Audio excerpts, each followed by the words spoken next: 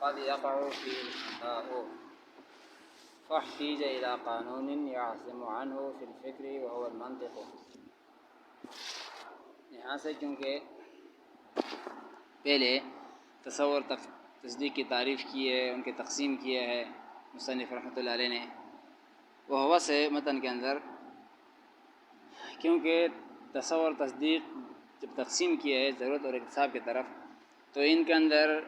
لفظ نظر و فکر کا لفظ آتا رہا ہے۔ اکتساب کا معنی نظر و فکر ہی ہوتا ہے، تو نظر و فکر کسے کہتے ہیں اس کی تعریف بتائیں گے آپ۔ یعنی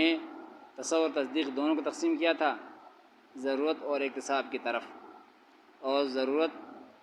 اور اکتساب کے اندر کیونکہ نظر و فکر کا لفظ ہے، تو اب اس نظر و فکر کے لفظ کی تعریف بتائیں گے کہ نظر و فکر کسے کہتے ہیں۔ یعنی ایک چیز نظری ہے، نظر و فکر سے معلوم ہوتا ہے، غور و فکر سے کہتے ہیں، تو اس کا تعریف بتائیں گے اس لفظ کا۔ وَهُوَ مُلَاحَظَةُ الْمَعْقُولِ لِتَحْصِيلِ الْمَجْهُولِ۔ شارٹ کٹ تعریف بتایا ہے کہ نظر یا فکر کہا جاتا ہے امر مجہول کو حاصل کرنے کے لیے ذہن کو امر معلوم کی طرف منتقل کرنا، یہ کہلاتا ہے نظر و فکر۔ نظر و فکر سے حاصل ہوتا ہے یہ قیاس فلاں فلاں، تو یہ بتا رہے ہیں کہ نظر و فکر ہوتا کیا ہے، تو بتا رہے ہیں کہ امر مجہول کے حاصل کرنے کے لیے ذہن کو امر معلوم کی طرف منتقل کرنا، یہ کہلاتا ہے نظر و فکر۔ کہ آپ نے ایک مجہول چیز کو حاصل کرنا ہے، مجہول چیز کا علم آپ چاہتے ہیں، تو اس مجہول چیز کو حاصل کرنے کے لیے آپ ذہن کو متوجہ کریں امر معقول کی طرف، یعنی معلوم کی طرف ذہن متوجہ کیا جائے معلوم کی طرف۔ جیسے کہ انسان کے بارے میں علم نہ ہو اور آدمی چاہتا ہو کہ انسان کا علم مجھے حاصل ہو جائے، تو اس امر مجہول کو حاصل کرنے کے لیے آدمی ذہن متوجہ کر دے حیوان ناطق کی طرف۔ جب حیوان ناطق کا پتہ چل جائے گا تو انسان کا علم بھی حاصل ہو جائے گا۔ یہ ہے نظر و فکر کہ مجہول چیز کو حاصل کرنا ہے، اب وہ حاصل نہیں ہو رہا تو اس کے طریقہ یہ ہے کہ آپ معلوم چیز کی طرف ذہن دوڑاؤ، ذہن متوجہ کر دو، تو جب اس معلوم کی طرف ذہن متوجہ کرو گے تو اس سے خود بخود نتیجتاً آپ کو امر مجہول حاصل ہو جائے گا۔ اس مثال دی ہے انسان کے بارے میں کسی کو علم نہ ہو، وہ چاہتا ہو کہ انسان کے بارے میں مجھے علم ہو جائے کہ کیا ہوتا ہے، تو آدمی معلوم چیز ہے حیوان ناطق، اس میں غور و فکر کرے، خود بخود حیوان ناطق کے پتہ چلنے سے انسان کا علم ہو جائے گا۔ یہ تعریف کی ہے مصنف علیہ رحمت نے۔ اب شارح علیہ رحمت اسی عبارت کو لائیں گے، وَهُوَ مُلَاحَظَةُ الْمَعْقُولِ۔ ان کی غرض، شارح کی غرض یہاں پر جو ہے تین باتوں کا وضاحت ہے۔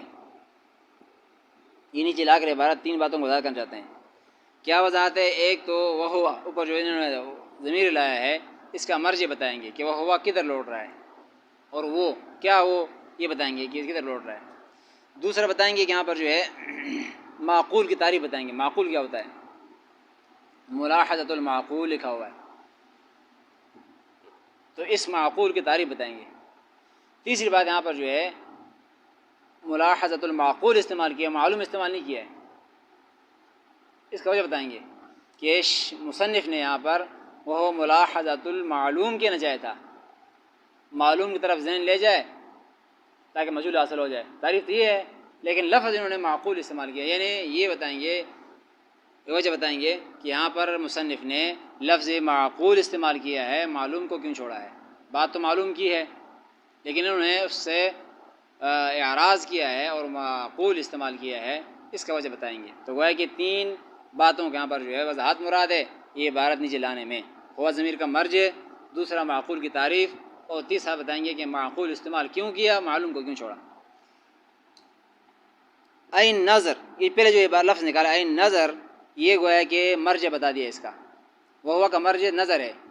ساتھ پیچھے اوپر متن کے اندر ساتھ لگا ہوا ہے، وہ ہوا یعنی وہ نظر و فکر کیا ہوتا ہے،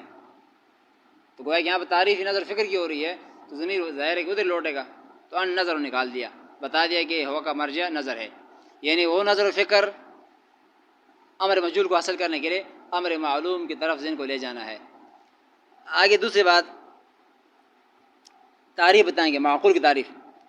توجہ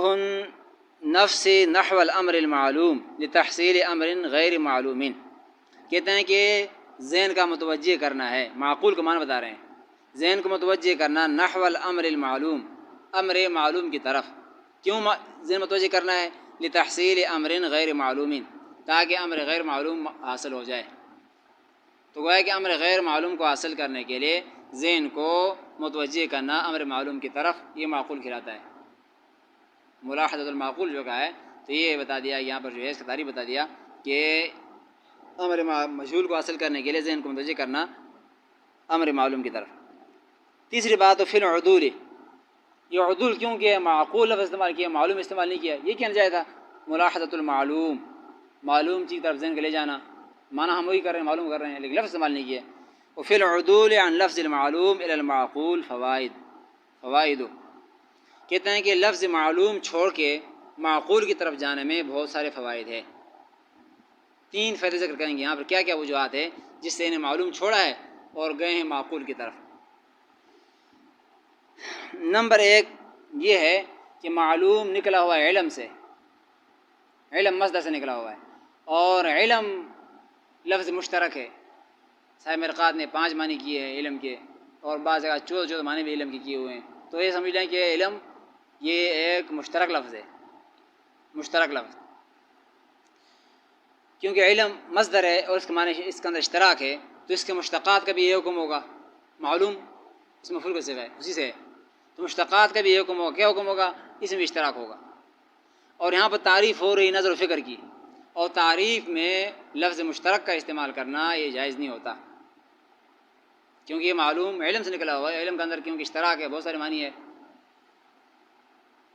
اور یہ تعریف ہو رہی ہے نظر و فکر کی، اور تعریفات میں لفظ مشترک کا استعمال کرنا جائز نہیں ہوتا۔ تو اس عدم جواز سے بچنے کے لیے مصنف نے لفظی معقول کا استعمال کیا ہے، اور معقول لفظ کے اندر کوئی اشتراک نہیں ہے، اس اشتراک سے، تعریف کے اندر اشتراک والے لفظ لانے سے بچنے کے لیے گویا کہ یہاں پر جو معقول استعمال کیا ہے، اور معقول کے اندر اشتراک ہے ہی نہیں ہے، لہٰذا اس وجہ سے یہاں پر جو ہے انہوں نے عدول کیا ہے۔ ایک وجہ یہ بیان کی ہے، فوائد ذکر کیے، ان میں سے ایک وجہ یہ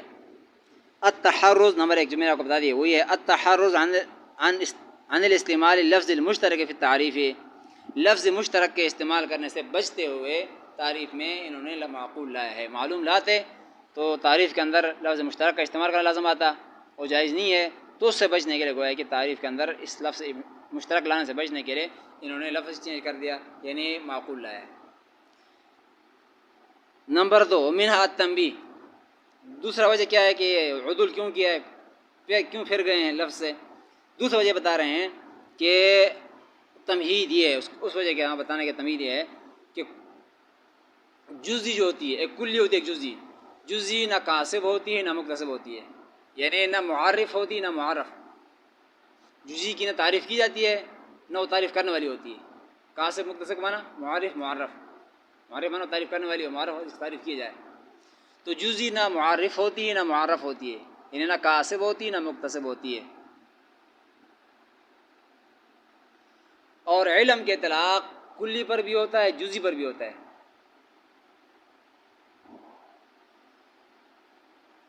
اور یہاں پر کیوں تعریف ہو رہی ہے نظر و فکر کی، تو لفظ علم لاتے، معلوم لاتے، تو یہاں پر یہ ذہن میں آ جاتا کہ یہاں پر یہ نظر و فکر بھی جاری ہوتے ہیں کلیات میں بھی اور جزیات میں بھی، حالانکہ نظر و فکر صرف کلیات میں جاری ہوتے ہیں، جزیات میں جاری نہیں ہوتے۔ تو گویا کہ یہ خرابی آتی کہ معلوم لاتے تو علم کا اطلاق تو کلیات پر بھی ہوتا ہے، جزیات پر بھی ہوتا ہے، تو اس تعریف کے اندر علم کا لفظ لاتے تو یہ معلوم ہوتا کہ نظر و فکر کا اطلاق بھی کلی پر بھی ہوتا ہے اور جزئی پر بھی ہوتا ہے، کلیات پر بھی ہوتا ہے، جزیات پر بھی ہوتا ہے، حالانکہ جزیات پر ہوتا نہیں ہے، کلیات پر ہوتا ہے صرف۔ تو یہ خرابی آتی تھی، تو اس خرابی سے بچنے کے لیے انہوں نے یہاں پر لفظ ہی علم معلوم چھوڑ دیا ہے، معقول لایا ہے، اور معقول کا اطلاق صرف کلیات پر ہوتا ہے۔ تو اب بات صحیح واضح ہو گئی کہ معقول کا اطلاق بھی کلیات پر ہوتا ہے، اور نظر و فکر کا یہ بھی جاری ہوتے ہیں کلیات میں، جزیات میں جاری نہیں ہوتے ہیں۔ تو اس بات کو موافقت کرنے کے لیے، تاکہ یہ بتانے کے لیے کہ یہاں پر جو نظر و فکر ہے وہ صرف کلیات میں چلیں گے، جزیات میں نہیں چلیں گے، یہ بتانے کے لیے معقول لایا ہے، کیونکہ معقول بھی جاری ہوتا ہے کلیات پر، جزیات جاری نہیں ہوتا ہے۔ تو یہ تنبیہ کرنا تھا، بتانا تھا کہ یہاں پر نظر فکر کا اطلاق صرف کلی پر ہوگا، جزئی پر نہیں ہوگا۔ علم لاتے پھر تو یہ سمجھ میں آتا ہے کہ یہاں پر جزئی پر بھی اطلاق ہوتا ہے، کلی پر بھی ہوتا ہے، کیونکہ علم دونوں پر جاری ہوتا ہے۔ تو یہ بتا رہے ہیں کہ التنبیہ علی ان الفکر، نظر فکر مراد وہی یجری فی المعقولات، یہ جاری ہوتے ہیں معقولات میں۔ معقولات سے کیا مراد؟ الامور الکلیۃ الحاصلۃ فی العقل، یعنی ان امور میں جاری ہوتے ہیں نظر و فکر جو حاصل ہوتے ہیں عقل کے اندر، امور کلیہ جو عقل میں حاصل ہوتے ہیں یعنی کلیات، اور نظر و فکر کلیات میں جاری ہوتے ہیں، دون الامور الجزیہ، امور جزئی میں جاری ہوتے نہیں ہیں۔ اور آپ علم کا لفظ لاتے ہیں تو پھر یہ معلوم ہوتا ہے کہ یہاں پر تو کلیات میں جاری ہوتے ہیں، جزیات میں جاری ہوتے ہیں۔ فإن الجزئی لا يكون کاسبا ولا مکتسبا، کیونکہ جزئی جو ہوتی ہے نہ کاسب بنتی ہے نہ مکتسب، یعنی معرب بھی نہیں ہو سکتی، معرب بھی نہیں ہو سکتی ہے، کچھ بھی نہیں ہوتی ہے، تو لہذا نظر فکر بھی یہاں پر جاری نہیں ہوں، کلی میں جزئی میں جاری نہیں ہوں گے بلکہ کلی میں جاری ہوں گے، اور عقل بھی کلی میں جاری ہوتا ہے، اور علم دونوں کے لیے یہاں پر استعمال ہوتا تھا، اس وجہ سے علم کا لفظ چھوڑ دیا ہے۔ نمبر 3 یہ معقول کیوں لایا ہے؟ نمبر 3 ومنها رعایت السجع، سجع بندی اور قافیہ کا لحاظ کرتے ہوئے معقول لفظ استعمال کیا ہے، کیونکہ آگے لفظ مجہول آ رہا ہے، لتحصیل مجہول، اور مجہول کے آخر میں لام ہے، تو یہاں پر بھی انہوں نے اس سجع بندی کو برابر رکھنے کے لیے، قافیہ کو برابر، وزن کو برابر رکھنے کے لیے معقول لفظ لایا ہے، اس کے آخر میں لام ہے۔ اگر معلوم لاتے تو اس کے آخر میم آتا تو یہ رعایت نہ ہوتا، سجع بندی نہ ہوتی، کیونکہ ملاحظۃ المعقول لتحصیل مجہول یہ دونوں برابر ہو رہے ہیں آخر لفظ، لیکن اگر کہتے ملاحظۃ المعلوم لتحصیل مجہول تو ایک کے آخر میں لام آتا ہے، ایک آخر میں میم آتا، تو سجع بندی نہ ہوتی، اس وجہ سے یہاں پر انہوں نے معقول لفظ استعمال کیا۔ ومنها السجع، رعایت السجع، اس کا یہاں پر رعایت السجع بھی ہے۔ وقد يقع فيه الخطا، اب نظر فکر تعریف بھی کیا ہے، اب آخر میں مصنف بتا رہے ہیں وقد يقع فيه الخطا، اس نظر فکر میں چونکہ بتایا آپ یہاں پر جو امور معلومہ کو ترتیب دینا ہوتا ہے،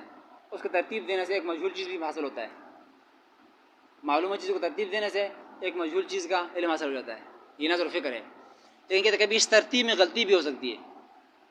یہ ترتیب دینے میں، کیونکہ ایک عقلی طور پر ترتیب دینا ہوتا ہے کہ یہ اس طرح، یہ اس طرح، یہاں پر ترتیب دینے کے بعد یہاں پر جو ہے آپ کو معلوم مجہول چیز معلوم ہوتا ہے،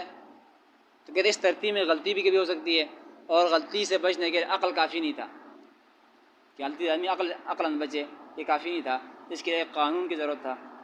کہ اس قانون کے تحت رہیں گے تاکہ اس غلطی سے بچیں، تو اس کے لیے پھر منطق ہے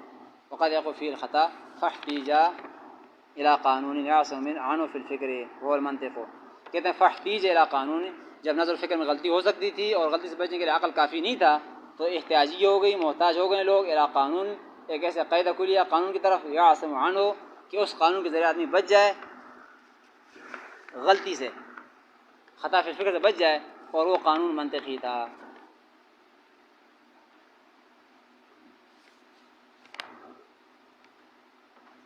تو یہ بتا رہے ہیں قد يقع فی الخطا بدلیل ان الفکرۃ قد ينتهي، چلیں